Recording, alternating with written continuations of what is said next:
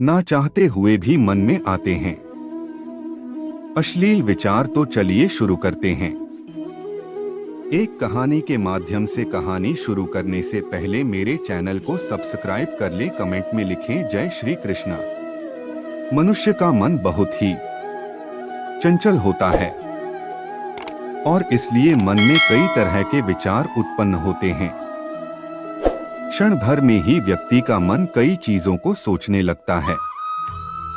इसलिए तो कहा जाता है कि मन को काबू करना आसान नहीं, लेकिन गौतम बुद्ध मन को नियंत्रित करने के आयामों के बारे में भी बता चुके हैं। मन में विचारों का आना गलत नहीं है कि लेकिन मुश्किल तब हो जाती है या विचार ऐसी परिस्थिति में गलत होते हैं जब मन में अश्लील विचार आते हैं। कभी कभी तो ना चाहने के बावजूद भी मन में अश्लील विचार आते हैं। अगर आपके मन में भी ऐसे विचार आते हैं तो गौतम बुद्ध की इस कहानी से आपके विचारों में जरूर बदलाव आएगा। बुद्ध अपने भिक्षुओं को उपदेश देने के साथ ही उन्हें भिक्षाटन के लिए भेजते थे। एक बार उन्होंने अपने भिक्षु भरत को भिक्षा लेने के लिए एक श्राविका के घर भेजा। भरत पूरे रास्ते मन में यह सोचते हुए श्राविका के पास गया कि आखिर आज भिक्षा में क्या भोजन खाने को मिलेगा, क्योंकि भरत चंद्रुवंश के राजकुमार थे और बुद्ध के सानिध्य भिक्षु के रूप में दीक्षित हुए थे। हमेशा भरत को महल में खाने के लिए स्वादिष्ट पकवान मिलते थे, लेकिन आज भिक्षा के रूप में उसे जो भी मिलेगा संतुष्ट होना पड़ेगा। श्राविका के घर पहुंचकर भरत ने भिक्षा मांगी। श्राविका ने भरत को बैठने के लिए कहा और भोजन लाने के लिए घर के भीतर चली गई। इधर भरत फिर से अपने प्रिय भोजन के बारे में सोचने लगे और जैसे ही श्राविका भोजन लेकर आई तो भरत अचंभित रह गए। भरत ने देखा कि श्राविका ने उनके लिए उनके पसंदीदा पकवान परोसे हैं और अपने प्रिय भोजन को देखकर वह खुश हो गए। भोजन ग्रहण करते हुए भी भरत सोच रहे थे कि महल में तो उन्हें भोजन के बाद विश्राम करने की आदत है, लेकिन आज उन्हें भोजन के बाद वापस तेज धूप में चलकर आश्रम जाना हो।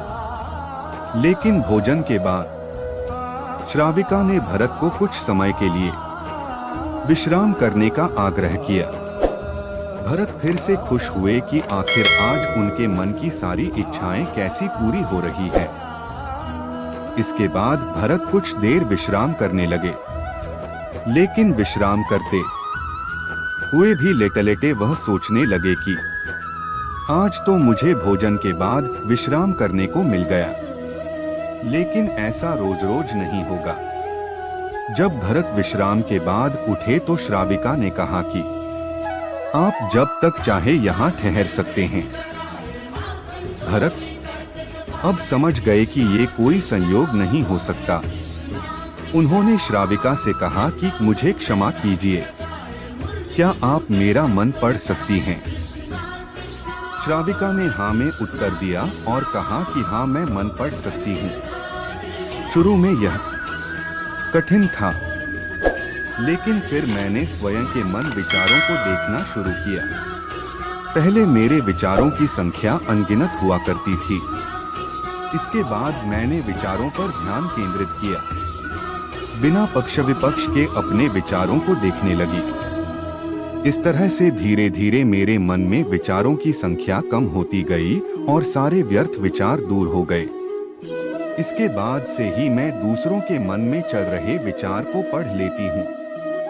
हालांकि श्राविका की बात सुनकर भरत घबरा गए। इसके बाद भरत ने श्राविका से आज्ञा ली और आश्रम के लिए निकल पड़े। रास्ते में भी भरत फिर से मन में आए विचारों का स्मरण करने लगे कि श्राविका के बारे में उसके मन में अश्लील विचार भी आए थे। श्राविका ने उसे भी जान लिया होगा, वह मेरे बारे में क्या सोचती होगी। भरत खुद को लज्जित महसूस कर रहे थे।